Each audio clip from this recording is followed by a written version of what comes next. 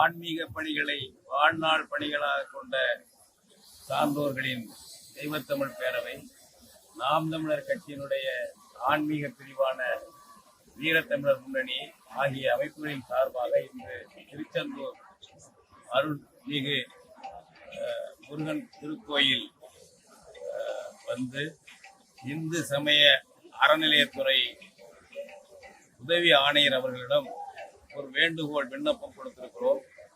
வருகிற 7/7/2025 அன்று திருச்செந்தூர் முருகன் கோயில் குடமுழுக்கு நடைபெற இருக்கிறது. இந்த குடமுழுக்கை உயர்நீதிமன்ற தீர்ப்பின்படி தமிழ் பாதி சமஸ்கிருதம் பாதி என்ற வகையில் செயல்படுத்த வேண்டும். அதாவது கோயில் கருவறை, வேள்விச்சாலை, கோபுர கலசம் ஆகிய அனைத்திலும் சரிபாதி எண்ணிக்கையில் தமிழ் மந்திரம் ஓதுவோரும் சமஸ்கிருத மந்திரம் ஓதுவோரும் இருந்து மந்திரங்களை ஓதி இந்த குடமுழுக்கை நிறைவு செய்ய வேண்டும் என்பதுதான் தஞ்சாவூர் பெரிய கோயில் சமயத்திலே அவர்கள் அளித்த தீர்ப்பு.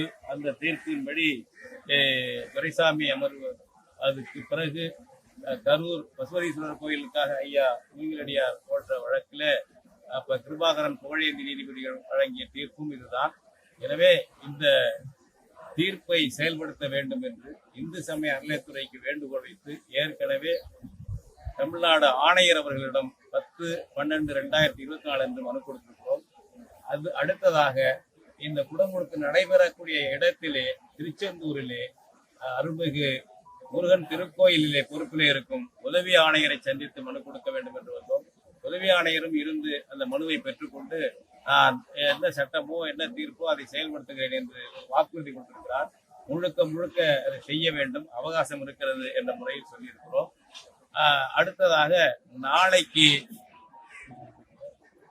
தூத்துக்குடி சென்று மாவட்ட ஆட்சியரையும் இந்து சமய அறநிலையத்துறையுடைய இணை ஆணையரையும் சந்தித்து மனு கொடுக்க இருக்கிறோம். தெய்வத்தமிழ் பேரவை வீரத்தமிழர் முன்னணி சார்பில் எப்படி இருந்தாலும் தமிழ் முருகனுடைய குடமுழுக்கு தமிழில் பாதி அளவாக இடம்பெற வேண்டும் என்பதிலே உறுதியாக இருக்கிறோம்.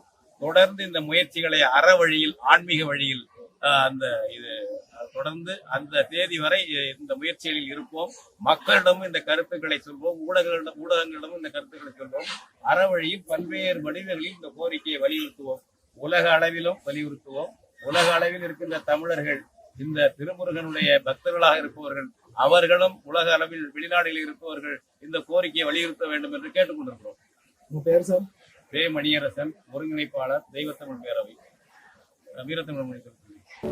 இவ்வாறான பல செய்திகளை, பல சிக்கல்களுக்கு விடை கிடைக்கக்கூடிய செய்திகளை தமிழர் கண்ணோட்டம் வலைவழியில் வெளிப்படுத்தி வருகிறோம். இது தற்சார்பாக செயல்படுவதற்கு நிதி தேவைப்படுகிறது.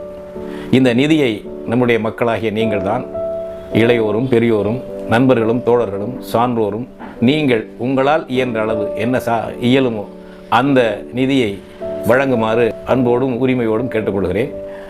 உங்களுக்கு நன்றி உணர்வோடும் பொறுப்புணர்வோடும் தமிழர் கண்ணோட்டம் செயல்படும் என்பதை உறுதி தெரிவித்துக் கொள்கிறேன். நன்றி, வணக்கம்.